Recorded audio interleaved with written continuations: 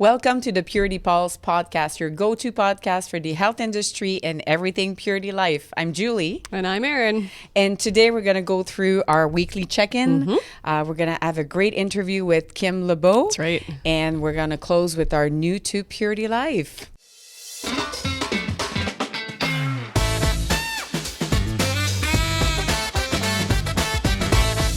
So, Erin, how has been your last week? I'm a bit, I don't know, tired's the right word, but like recovering. So, oh, what happened? This past weekend was a hockey tournament in Buffalo. So the boys and my husband and I went to Buffalo for this hockey tournament, and so much fun, but spending a whole weekend with all of the hockey families and being away and it's, I mean, there's also, it's just crazy, right? It takes you a bit to kind of catch your breath and regain your focus and get out of that mindset. Right? Yeah. Because you're at work, it's like this, and then you go there and they're all like, ooh, at that age, right? That age group full of energy. And there's so many different dynamics, right? So there's the whole dynamics between the kids on the team and then other teams, which can have very different perspectives as to what you're coming into than maybe your own team. And then you start bringing adults into it. And I mean, even within a single team, you'll have some adults that are super passionate and some that are less, and everybody thinks that they know really like how things should go or what's important. And it's just balancing all of soap that. Opera. Oh, 100%. Tell me about it. You have no idea within the hockey associations. And I feel like most any parent that is involved in this would have an idea of what I'm talking about, but it just, it gets a bit nutty. And then you're trying to do that in between all of the, okay, now eat, now game, now go here, now go, like it's just. Yeah, and that's what also disrupts sort of the routine, because the food, like you're away, you're not home, sleep patterns and all that. And it's a short period too, so it's pretty. Well, and you've got a bunch of really active kids that need to eat all the time and they're growing, so on top of that, they already need to eat all the time without having, the sports and everything like that. Yeah. So, whoa, okay. Yeah, so lots of fun, but you gotta, it's taking one hat off and getting the other hat back. Okay. And it's not far into the after, holiday times where, you host people and you're all into that excitement and busy and you don't sleep so well. And then you're thrown right into it. You just keep going. Just keep trucking along. I'm in awe. I'm so impressed. But we still need a show that should be a reality show, because we see a lot of the dance moms things. And we need a hockey one. It's all the same stuff, just in different activities, I think. Oh, I still would like to see that. I'll tell you some stories. Okay, I like that. How about you? What's going on with you? I was in Montreal, actually, with our team, sales team there, but also in store doing a demo. And I just love it. I just get so fascinated in connecting with customers, because you really get to understand what are the needs of the day, or what are we doing right and what are we not doing so right. Yeah. And we were doing a demo for Pacifica, a beauty brand that we have. And I was talking to people about the makeup and everything. And I just got reminded that how we don't ask enough questions. Right.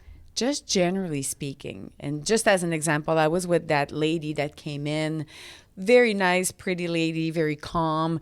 And she says, oh, I bought that face care brand. And then I was told to use that face care brand. And I was told to use that other. I'm confused. Right.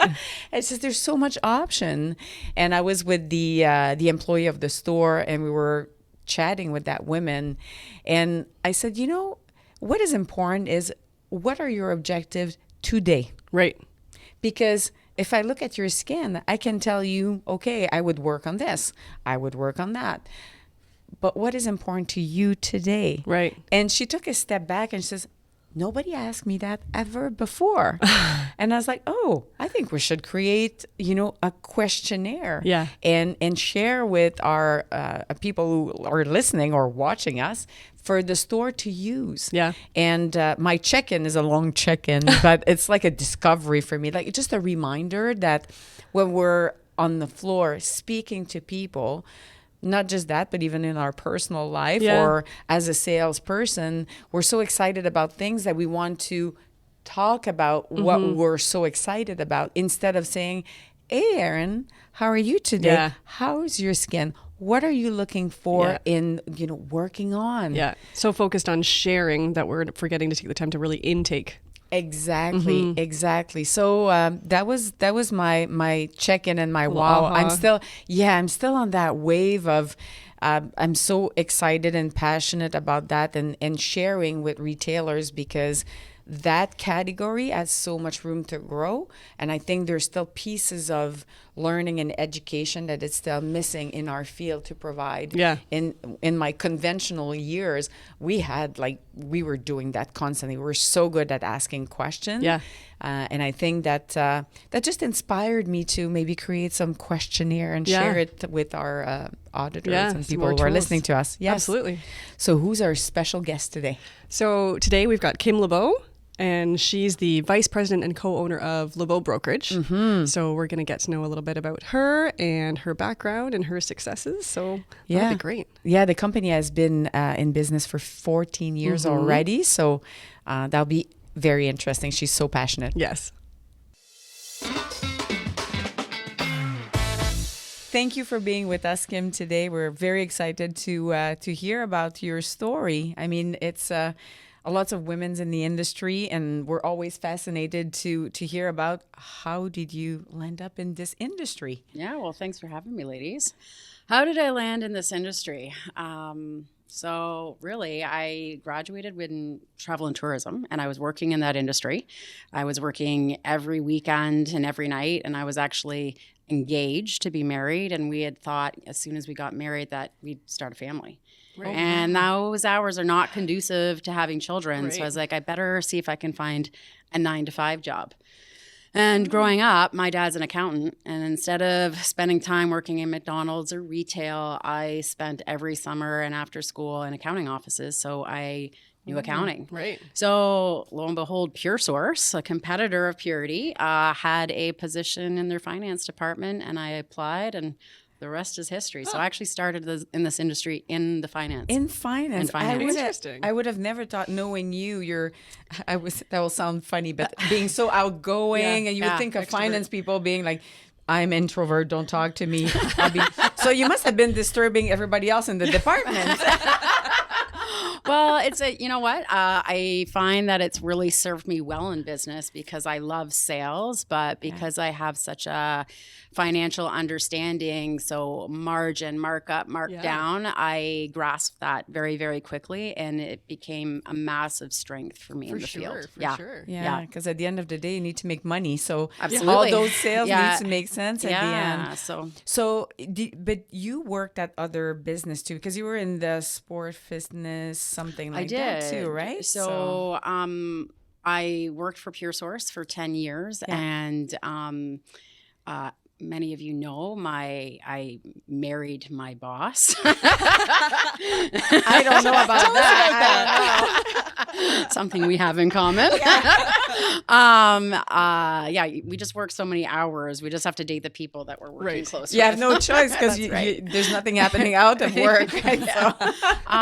And he actually left to go to a competitor of ours, which when I came back after maternity leave, that was, an interesting predicament for me to be in because I had spent 10 years at PureSource.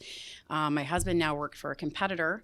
I was on the management and executive team at the time. And so, that's a tricky place to be. Yeah, that's challenging for sure. I was headhunted by a sports nutrition company called Fit Foods, which is located out in Vancouver, BC. Yeah. And I spent 10 years in the sports and fitness industry. Did you move out there, or did you were? Absolutely not. So don't like the rain, I think.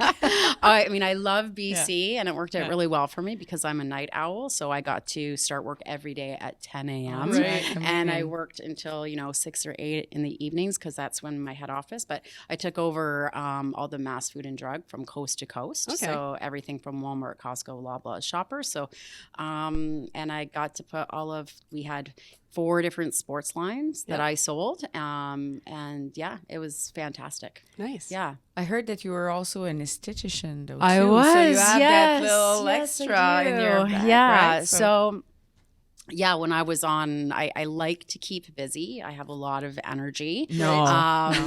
So when I was on maternity leave, I was like, I am bored and I need something to do. I mean, I love my children, but when they're young, I have kids, but I need something else to do. yes. I think just, that people interaction is so important, and it gives you life. An extrovert, you need that. We're talking about that. Yeah, energy. So I studied at Gina's, which is a esthetician school here in Ontario. Yeah. And so I worked part-time in a salon that my girlfriend owned. She gave me an opportunity and I loved it. And even after my maternity leave was over, I continued on weekends and nights. And so you did this in between those positions when you were on mat leave? Yes. Wow. Yeah. Mm-hmm.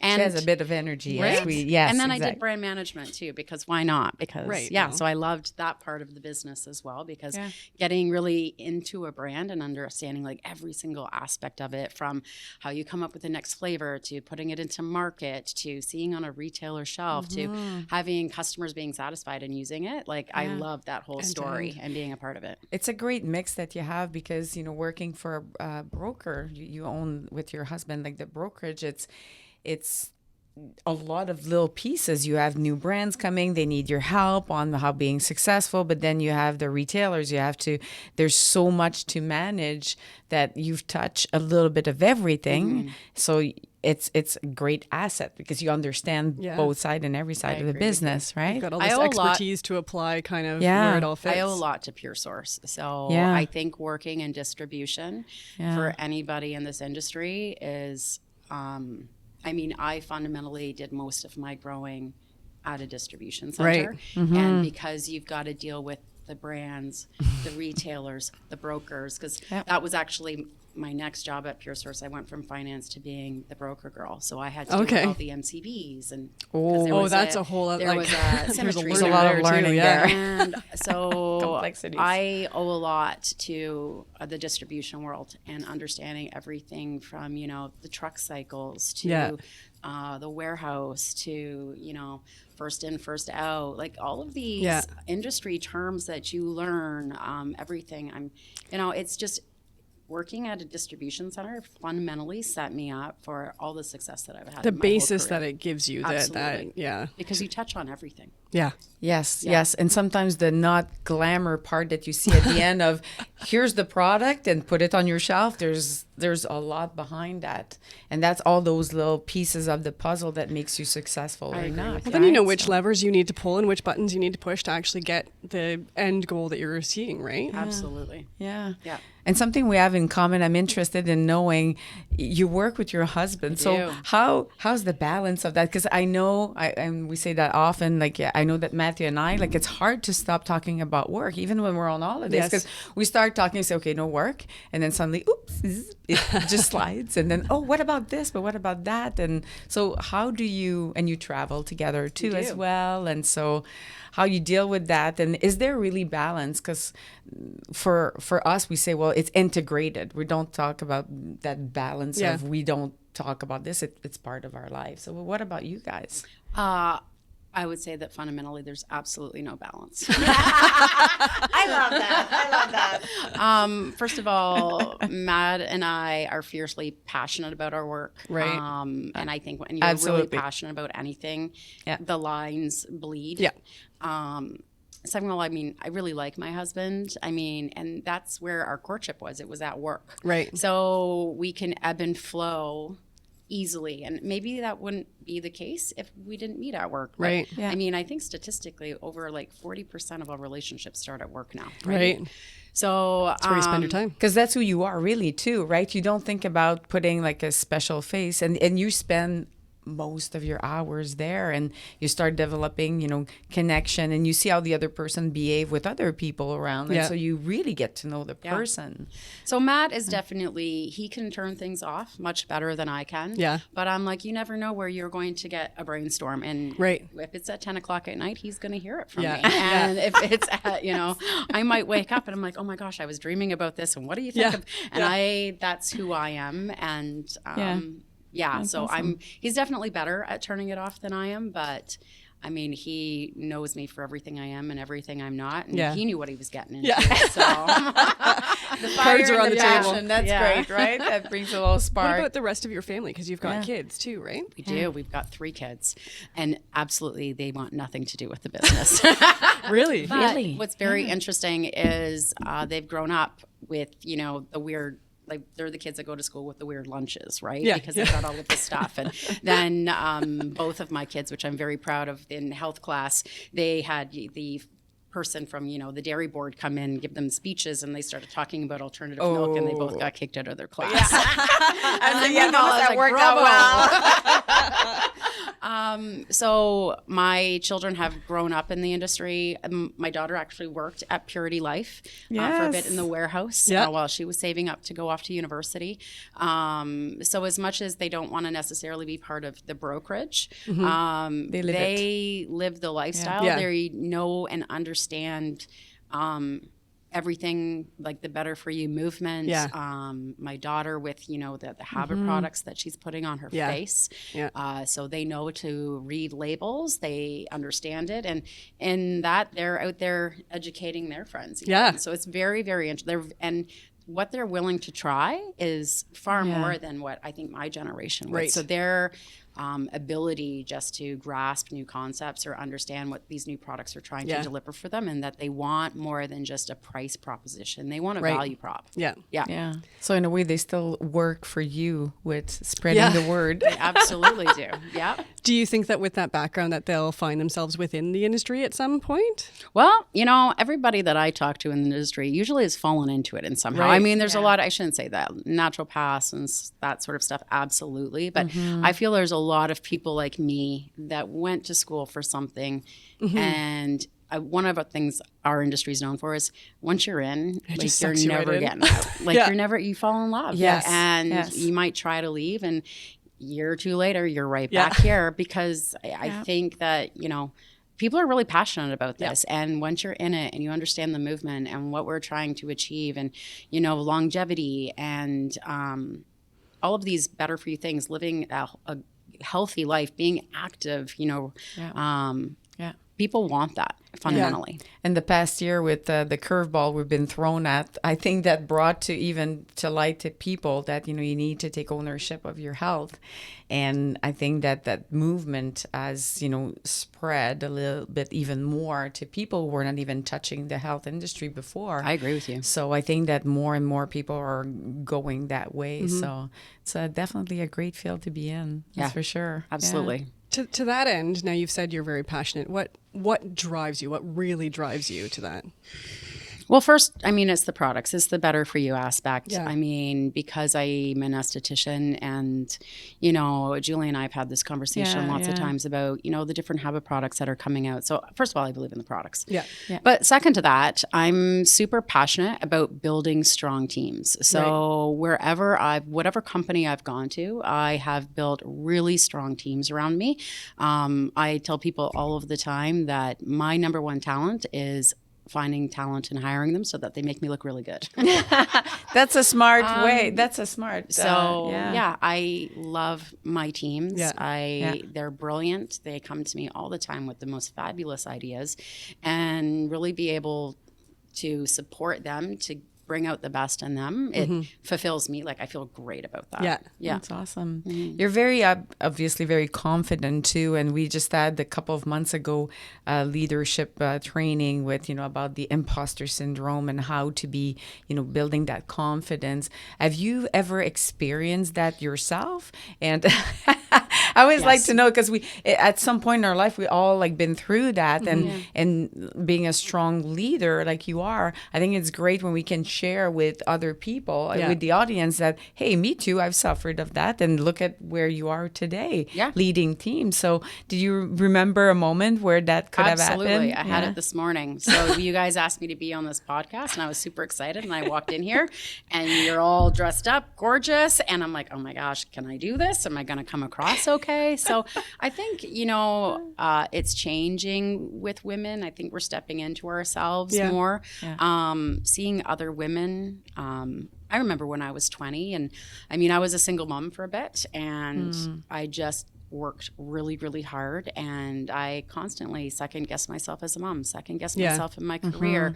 You know, I started getting promoted quickly through the ranks at Pure Source, and I was like, what do these people see in me? Yeah. But I kept a great accepting example. because you know, anything I've learned, if something really scares me, it means I have to do it, because if I'm scared, it means I want it. Right. Yes. Right. So that's kind of, I don't know where I picked that up or where I learned that. Yeah. And I say that to my daughter all the time. I'm like, the more it terrifies you, the more it's going to be brilliant. What a when you great succeed. mantra. That Yeah. is. Push Yeah. through So, it. Yeah. I'm like, get out of your comfort zone, Well, because that's the thing. That's how we when you're learn gonna- everything, right? That's where all that success and learning comes from, is when you get out of your comfort zone. Jump right into it, Yeah. because we've been talking about doing a podcast for a while, Yeah. like a long time. I think we talked about that in the first episode. Then we were like, yeah, we need to do that. We need to do that. And then we Yeah. said, okay, rip the band and just Push do it. it. Yeah. And that'll get better, you know, with time. And that's totally what you're saying. So yeah, it's good. Thank you for sharing that, because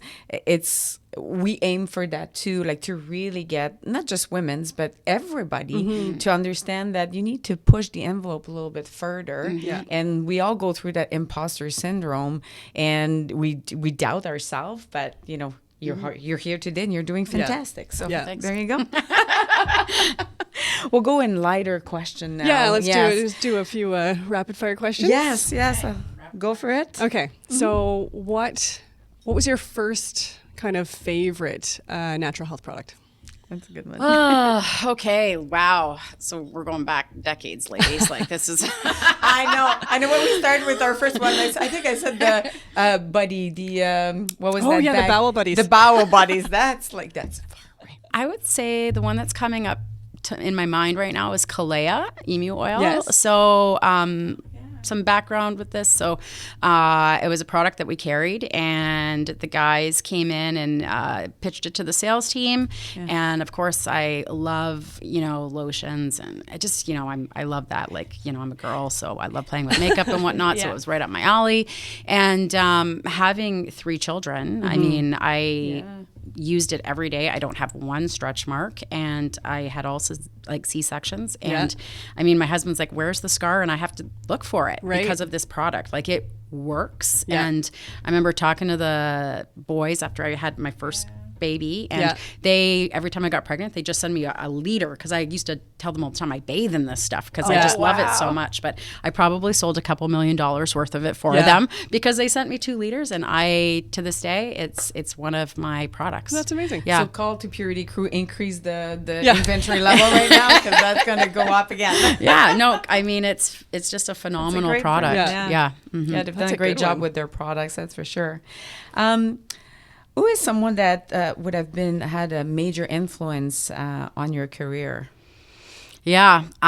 So many people. Yeah. So probably Matt, to be very honest with you. I mean, like I said, I was a, part-time MCB girl, part-time inside sales, and he saw something in me, and, and the other person that I would say too is a girl by the name of Jen Walker, who I worked with at Fit Foods.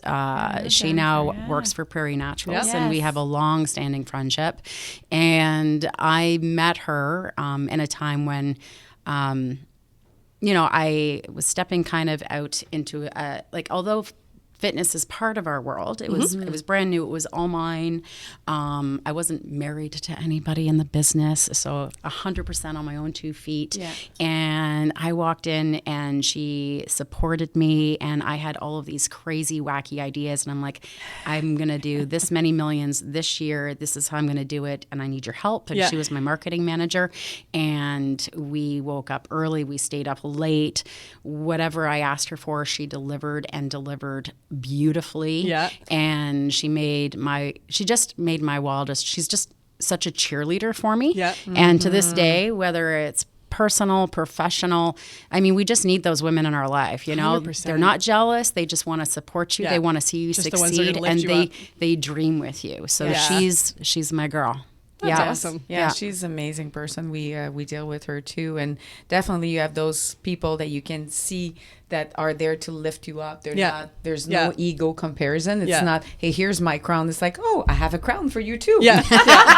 Yeah. Yeah, exactly. Let's build this. Yeah. Yes, exactly. Yeah. Exactly. But you said it perfectly. Like, she has no ego. She just wants to see, she lifts everybody up around her. She doesn't do that just for me. Right. She No, does that Oh, yes. We have many times. she's we just Amazing. a phenomenal human. Yeah, you Yeah. definitely want to stay close to those kind of people. Yeah. Yes. Yes.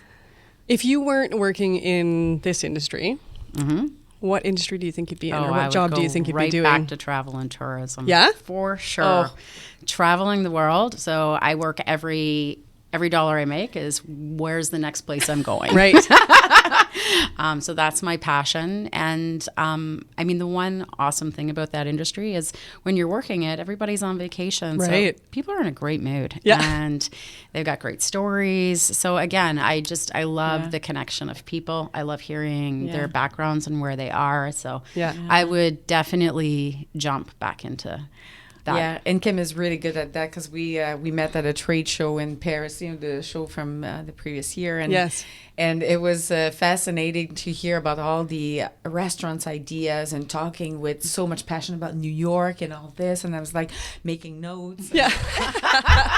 So if you would like to go on a trip, I'll plan it and accompany you. Excellent. Excellent. Exactly.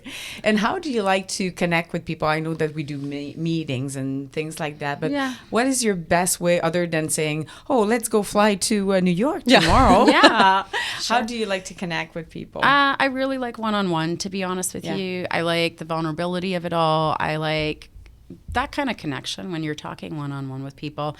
Better than a Zoom or a Teams Absolutely. call, right? I mean, sometimes you have to do a Zoom or a team call, but the face-to-face, something organic happens.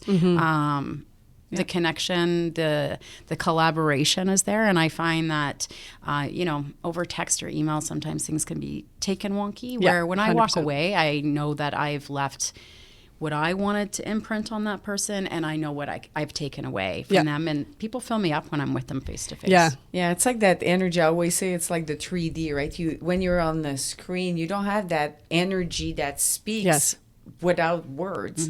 That is there. There's that connection that you get. And so around a coffee or anything like that, it's always good, right? It's fun. So Absolutely. that's good.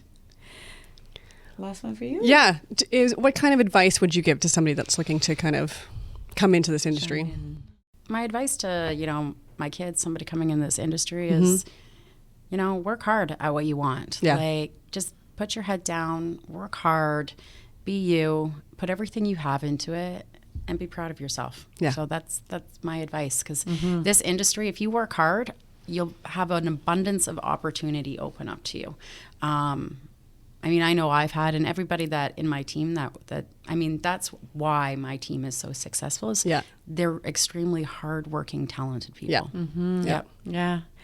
Well, thank you for your time. It was a pleasure. And for those who are not watching but are listening, make sure to connect with Kim. I'm telling you, she's a bomb of energy. And being beside her, you just feel the vibration. And very passionate. And you're a great example. I mean, you've done so much. And still a very young age. So there's a lot in front of you. Yeah, well, thank you, ladies, for having me. I've really enjoyed my time with you this morning. Thanks. Been great. Thanks. So, Erin, what do you have for us at New to PurityLife? So, new to PurityLife is Mush Up. We just picked up this new line of coffee, and all the coffees are infused with mushrooms. That's the Mush Up name. It's pretty neat. They've got 4 different kinds. They've got Vigor, Spark, Vital, and they have a decaf one as well. Oh, that's which is awesome. nice. Yeah. And interesting, because when they first launched, they actually didn't do the decaf, because part of what's going on with the Mush Up is that with this infusion, you don't get the jitters, none of that kind of jittery Already, after effects. They didn't really feel like they needed the decaf. And then just by demand, they ended up doing a decaf anyways. Because customers will still want that, because I can see friends or people that are wanting decaf. They won't necessarily trust that, you won't have the jitters, right? Yes. So it really checks off a lot of boxes. It's women owned. It's fair trade certified.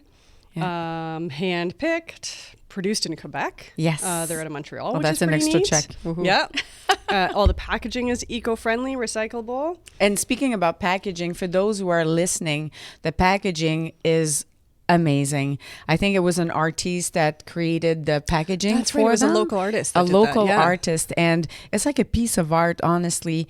And so when you put it on your shelf, it will stand out. And let's face it, now coffee is becoming like a big trend in the sense that people have ritual around Yes. it. And while a lot of people are cutting back like on wine and alcohol, they still want to have that feel good kind of moment with friends. And you look at the packaging, I mean, it's a beautiful gift at the same time. This is a high-end coffee. It is a high-end coffee. And when you look at the packaging, again, for those who are listening, make sure that you check it out because it's beautiful. Yeah, beautiful. So they have you can get in either the tins Yeah. or this kind of craft paper package as well. Yeah. And hey, coffee is very trendy, as we said, and it tastes really good. We had a couple of beans on their own that we chewed on, and I was just saying to Erin that if you don't just want to drink it, if you like Greek yogurt or any preparation like that, you can like squash some of the coffee beans on top, and it just gives a little oomph to your favorite snack. And interestingly enough, with that mushroom being such a key part of this.